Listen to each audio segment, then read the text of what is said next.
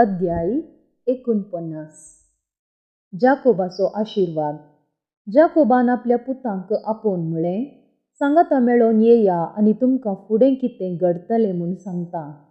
जाकोबाच्या पुतांनो, सांगाता मेळा आनी आयका इस्रायेलाक तुमच्या बापायक. रुबेन, तो म्हजो मालगाडो पूत, तूं म्हजी सकत म्हज्या वीरपणाचें प्रथम फळ, गर्वान प्रधान आनी बळान प्रधान. तूं घसघसांच्या उदका परी, पूण प्रमुख तूं जावचो नाय, कित्याक तुज्या बापायचे काटीचेर तूं सोडलोय आनी तुज्या बापायचें हांतुळण तुवें भश्ट केलें.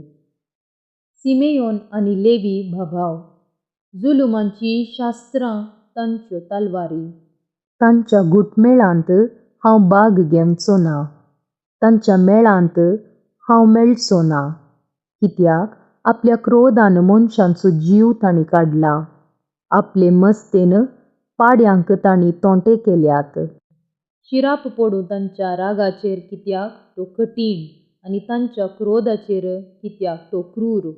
जाकोबाच्या देशांत तांकां हांव दुस्पटायतलों, इस्रायेलीतां मदें तांकां हांव शिंपडायतलों.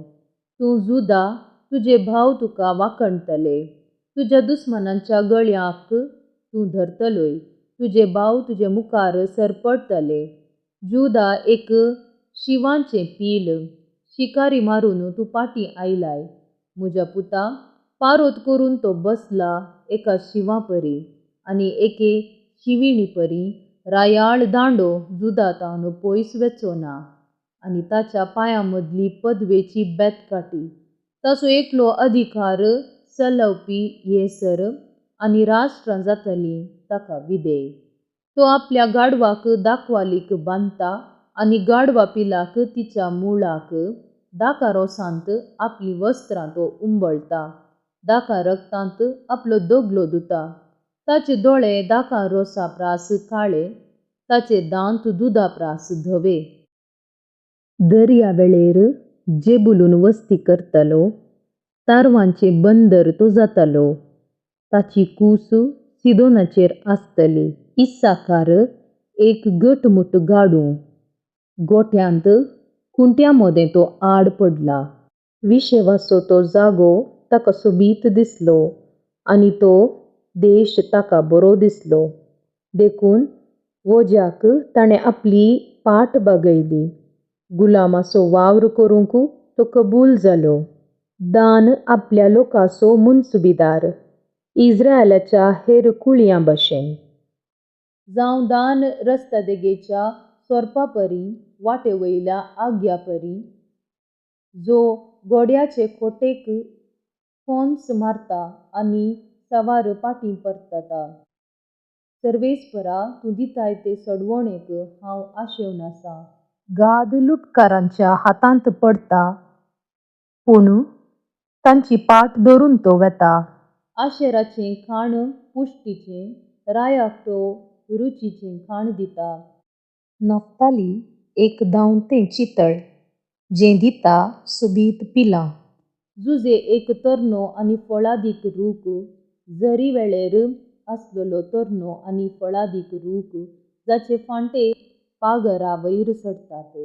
दोणवांनी ताका कसटिलो, बाण ताका मारले, कठीण ताका दगदिलो.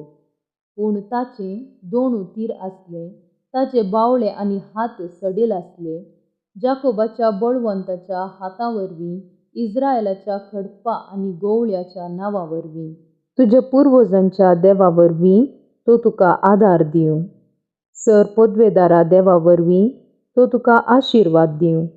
आशिर्वाद उंचायेंतावन सर्गाचे, आशिर्वाद गुंडायेंतल्या पाताळाचे, आशिर्वाद चिवेचे आनी गर्भाचे.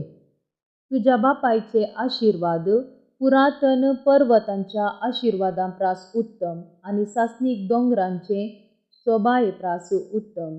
पडूं ते आशिर्वाद जुजेच्या मस्तकाचेर, आपल्या भावा मदलो विंगड करून अभिशेक केल्ल्याच्या मस्तकाचेर.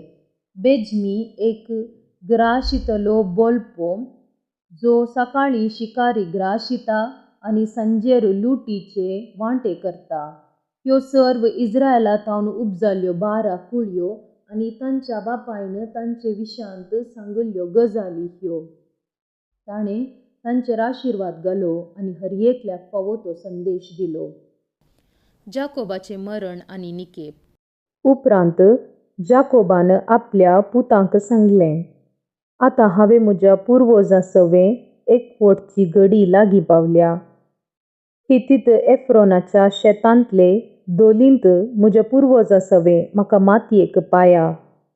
म्हणजे कानान देशांत माम्रेचे उदेंतीक आसलेल्या मकपेलांत म्हाका मातयेक पाया. अब्राहमान हितीत एफ्रोना कडचें तें शेत निकेपाची सुवात जावच्याक मोलाक घेतलें. इसाकाक आनी ताचे बायलेक रेबेक्काक मातयेक पायल्यांत आनी थंयच लेयाक हांवें मातयेक पायलां. तें शेत आनी ती दोल हित्तीतांकडची मोलाक घेतलीं. जाकोबान आपल्या पुतांक हीं उतरां सांगून जातच हांतुरणार ताणें आपले पाय वयर ओडले.